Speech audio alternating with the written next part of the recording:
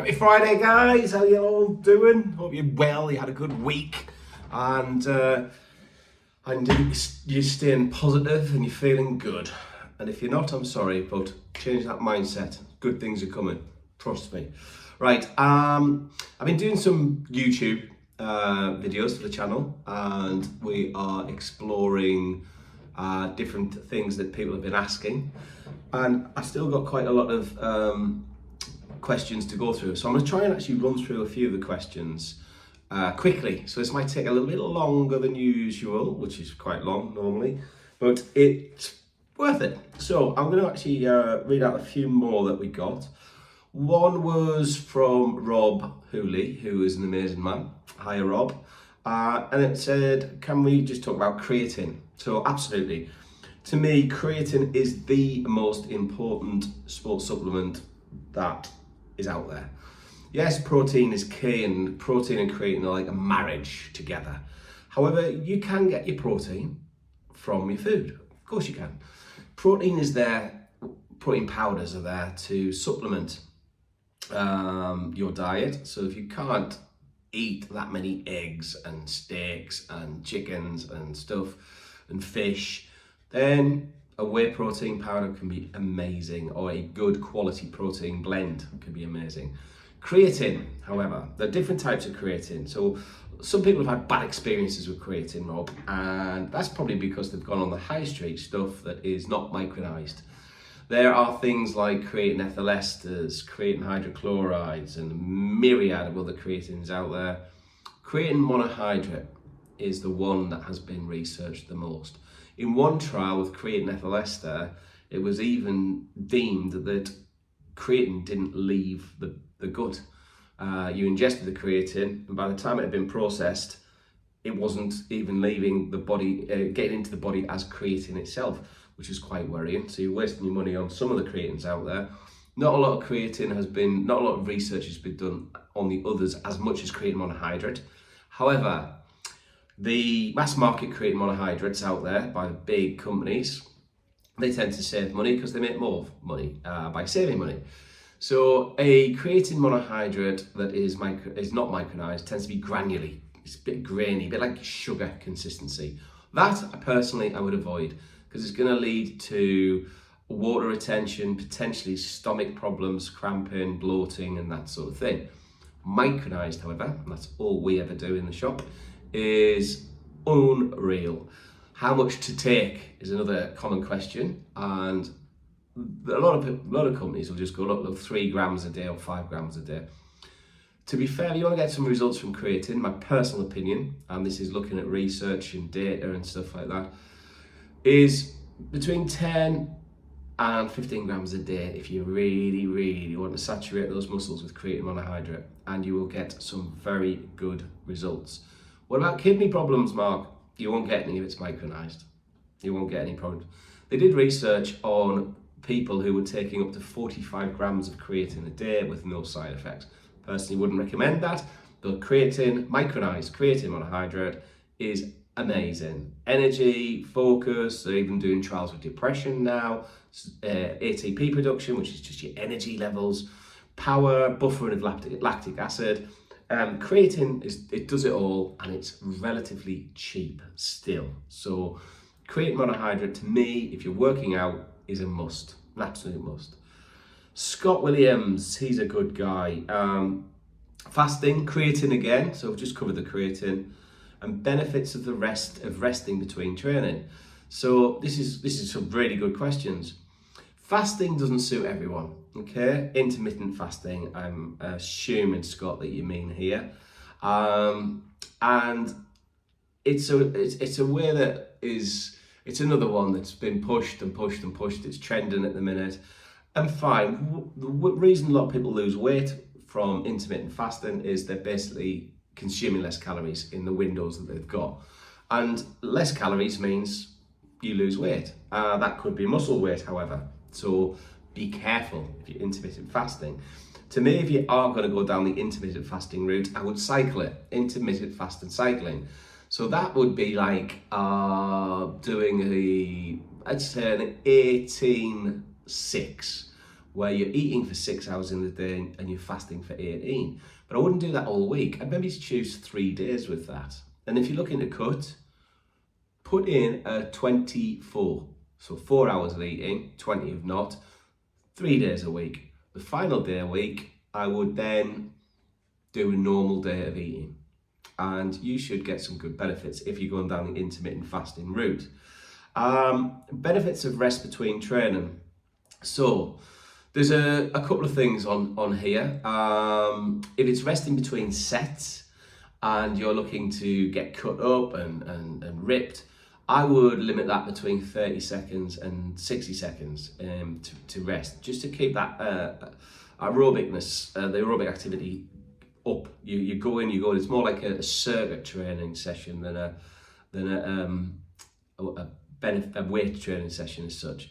However, if you're looking to build strength and some quality muscle, I would rest 2 to 3 minutes between sets. It gives the creatine stores a chance to build up in the muscles again. You from a breathing point of view, you've got more oxygen going through the body, feeding the muscles. So from a power, strength and muscularity point of view, I'd rest longer. Okay, chill out, have a chat for 2 minutes, 3 minutes with whoever in the gym, and then get on it again. Intensity is the key. Intensity is the key. Done quite a few diets this week for different people, and I was explaining. People tell me all the time they're training hard. You have got to go and sacrifice. I always say, not that I've been in prison, but train like you're in prison. Train hard, get in, get it done, but then the results come from rest and diet. Really, really important. An alternative to intermittent fasting to me would be very much the old school way of between 4 and 6 really good meals, really healthy meals in a day. And depending on your body type and you as how busy you are as a person, are you a labourer or a tradesman where you're on the go all that time? Try and eat between every 2 and 2.5 hours. If you've got more of a stockier build like me, I'd be eating every 3 to 3.5 hours because it suits me, and I'm running around a shop, but that's it, it's a shop. So it would be different for me in terms of the nutrient timing. So look at yourself, look at your body, look at your lifestyle, and then you adapt that diet to you. It keeps your central nervous system fed. It gives you nutrients regularly throughout the day, vitamins, minerals, fibers, proteins, amino acids, obviously, and fats, essential fats. So little and often being drip fed every 3 hours would be perfect, absolutely perfect. Do you weigh your food out? No, don't. So why stress out? Look at it and see how you feel. Listen to your body. A great rule for me is if you've got a meal in front of you, vegetables, 2 fistfuls, carbohydrates, 1 fistful, and protein, 1 fistful. And then you can manipulate that to suit your needs. See how you get on after a week or 2. See how you feel. How's your energy levels? Are you full? Are you hungry? And then you adapt around that. So great question on that, Scott. Elliot Braithwaite. A video on general nutritional defects that most humans have and how we can counterbalance them. What a question, mate. Brilliant question. So the most common deficiencies at this moment in time with general people are things like vitamin D. A lot of people do not get enough sunshine. We're coming now in England in the UK into autumn. It's been freezing today, it's been miserable, there's been no sunshine, it's rained for the last week. We're not producing any vitamin D at all, really. So a vitamin D supplement this time of year can be required. In summer, however, a lot of people do one thing. They smash UV protection all over them. Your body's not producing vitamin D if you've got suntan cream on. So again, you might be in the sun, you might be getting a tan, but are you producing vitamin D? No. So again, look at what vitamin D is really key. It is really key for things like your bone health, bone density, but also your immune system. It's a key player in your immune system.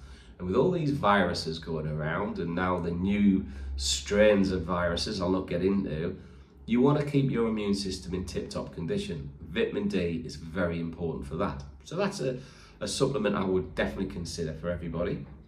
Omega-3 fatty acids. Omega-3 is incredibly anti-inflammatory, whereas omega-6 is quite inflammatory. It's very inflammatory.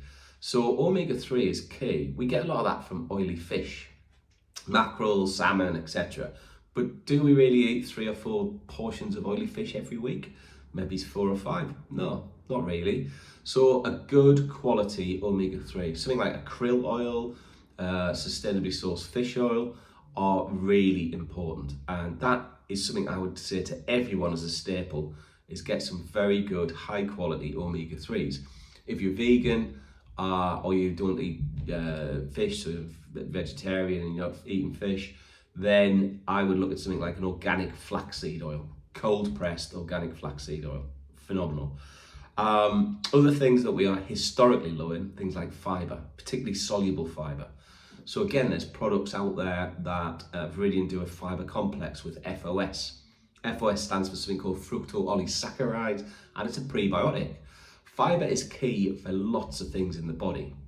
So, you know, the latest trend is the carnivore diet, where you're not really getting all your nutrients, your antioxidants, you've got a lot of omega-6 and saturated fats, which are very inflammatory. Too many saturated fats are very bad for you, but none at all is also very bad for you. So it's about balance. But one thing you don't get from a carnivore diet is adequate fibre. And fibre, you're going to get a lot of different views on this. Fibre is key, in my opinion. Fibre is absolutely key. It's key for healthy microbiome, so gut bacteria, the gut itself, the intestinal tract and the integrity of that. It's great for cholesterol lowering. It's phenomenal for fighting cancer, and it's incredible for weight management. So staying thin and increasing fibre go hand in hand, or staying lean rather, very much so. Another biggie is magnesium. So our soils, because we have just absolutely killed the planet with pesticides, herbicides, chemicals, magnesium levels are extremely low in the soils. So even if you are eating really healthy things like broccoli and stuff like that, dark green leafy vegetables, spinaches, which are historically high in iron and fibre, iron's another one that people, particularly women, can be very deficient in, then we aren't really getting the magnesium levels we need, our body requires. Magnesium is key. It's the most abundant mineral in the body, and it's super cool. So it's one of its main roles is to relax muscle. And if you're deficient in magnesium, some telltale signs are things like muscle cramping, restless legs, not sleeping properly, so waking up in the early hours. If these things are you, then do look at a good magnesium. There's lots of different presentations out there. And like I say, just make sure you get one that's very highly absorbable. A biglycinate, a citrate, a glutarate, all just phenomenal. So, you know, look at that. We do one called Magnificent, and it is unbelievably good. So there are a few things from that question, which was excellent. So thank you for that question, Elliot. Very good. Chris Adoratus, my man, Chris. Bulking versus cutting. Sorry, can I put my glasses on here? Bulking versus cutting. Exercise groups and calories for each. Is much of what you read accurate or BS? For example, if you're cutting more reps, lighter weights, and calorific deficient. Okay, let's try and simplify this. Great question, by the way, Chris. If you're bulking, you need to be in a calorific excess. You need more calories, but the old like eating as much as you physically can just to get calories in. There's good calories, there's bad calories, and there's calories that have no nutritional value at all. So going eating a big greasy fry-up every day, I wouldn't recommend for bulking, and pizzas and stuff like that. Eating clean, healthy, but making sure your body is in a surplus of calories, and you will get some good gains in terms of muscle mass. You're anabolic and you're actually repairing very, very, very efficiently. I would look at manipulating your carbohydrates, and with your proteins on a bulk, I'd keep them the same actually as if you were on a cut, believe it or not. So about between 1 and 1.5 grams of protein for every pound you weigh body-wise. For lighter weights and more reps, you can bulk on that. It's about muscle management and trauma. So you could actually do a cut with really heavy weights and less reps. You could still cut, as long as you're calorifically deficient. So you've got a few different less calories going in, but again, you're looking at the quality of the food you're going in. So keeping your protein high and your carbohydrates a bit lower. So you're reducing really the carbohydrate side of your calorific intake. Perfect for cutting. I would cycle personally, carb cycle. So some days maybe having a day off, or you're training arms or a smaller body part, reduce your carbs. Keep the protein the same, but reduce those carbs. On a leg day or a back day, you might want to put a higher carbohydrate day in there. And maybe the rest of the days, put in a medium carbohydrate level in there. So you're manipulating your carbs and you'll end up losing body fat, not muscle. So great question. And there is a lot of BS out there, unfortunately. Alan Walsh, belly fat disposal. Right, this is interesting, this one actually, Alan. I know you've got a smiley laughing face on that, but there's been some recent research with a herb called grains of paradise. I believe the other name for it's horderine, and I actually put this product in both the Ripped Up Muscle Mary and the Mega Shred. And the reason I put this in there is it targets visceral fat. And it changes the kind of composition of visceral fat somehow. I'm not sure exactly how, but it allows it to become more easy for the body to utilize as energy. So targeting belly fat, visceral fat, is now possible through Grains of Paradise. And if you wanted to have other things like appetite suppressants, diuretics, thermogenics, and then Grains of Paradise, look at the Mega Shred or the Ripped Up Muscle Mary. A little bit of a pitch there, but it's a true story. It is absolutely a true story. So some fantastic little questions there. Thank you very much. If you have any other questions, do message me, and it'll be my pleasure to answer them. Have an amazing day, whatever you're doing. Have an amazing night, whatever you're doing. Keep healthy, keep fit, keep watching that diet, and make sure if you're getting supplements, buy quality. So important. Thanks guys, as always, have an amazing day. Bye.